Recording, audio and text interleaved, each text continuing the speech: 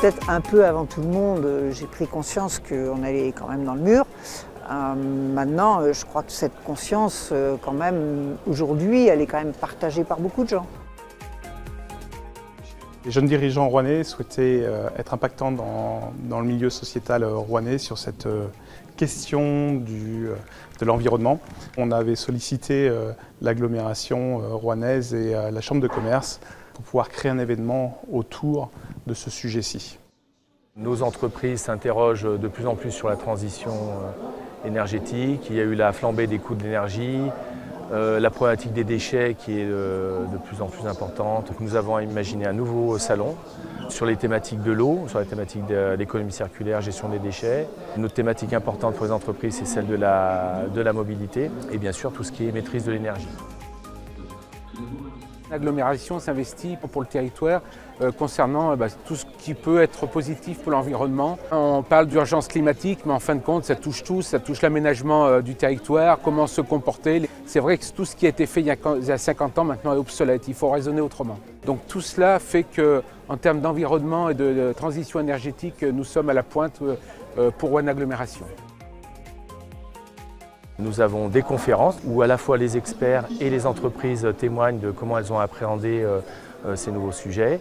Il y a également une cinquantaine d'offreurs de solutions pour présenter leur offre, donner des solutions aux entreprises. Également des ateliers sur des thématiques très précises.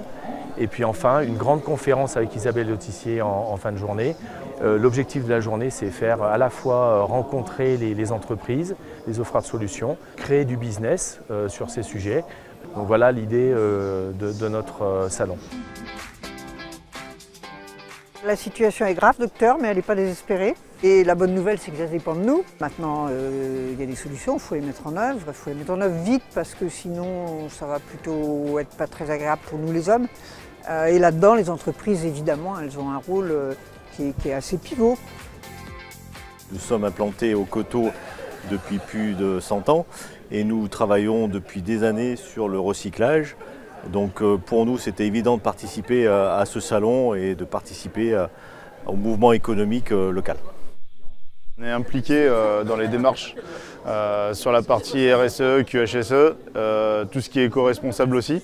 On est en autoconsommation sur nos locaux et on propose toute une gamme de produits en fait, qui va pouvoir accompagner ce type de démarche. C'est la première fois pour Valorise qu'on participe à un salon de cette envergure. C'est vraiment super de pouvoir être ici. Ça permet aux personnes qui ne nous connaissent pas de nous connaître aujourd'hui. Et puis derrière, avec un concours organisé pour une association, c'est toujours intéressant d'avoir un prix. On a toujours besoin d'argent pour pouvoir se développer et faire travailler le plus de monde possible. Alors, les profils de projets qu'on a pu rencontrer ce jour, ils sont très variés.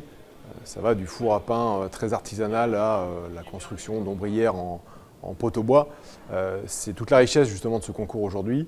Et grâce à ce concours national du low-tech, on va pouvoir faire émerger, je pense, de belles innovations. On a choisi de créer un projet autour du réemploi du carton, donc faire de la revente de carton de seconde main, mais également de la création de frisures de calage pour remplacer le polystyrène, par exemple, le papier bulle. Donc pouvoir donner une seconde vie, même troisième, quatrième vie à ces cartons avant qu'ils soient envoyés au recyclage.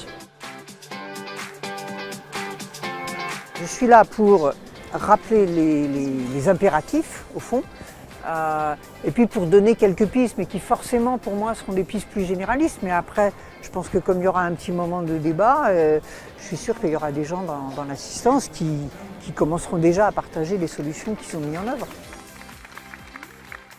Nos clients aujourd'hui nous demandent de faire des économies sur leur production. On a par exemple des lignes de production qui travaillent sur le recyclage de plaques de plâtre ou bien les cartes électroniques.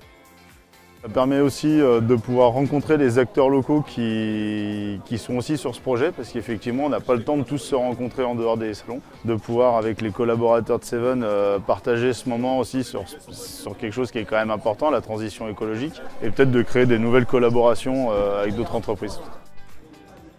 C'est une double importance, une importance primordiale pour l'avenir et une importance primordiale pour nos emplois que d'être en avance sur cette transition écologique.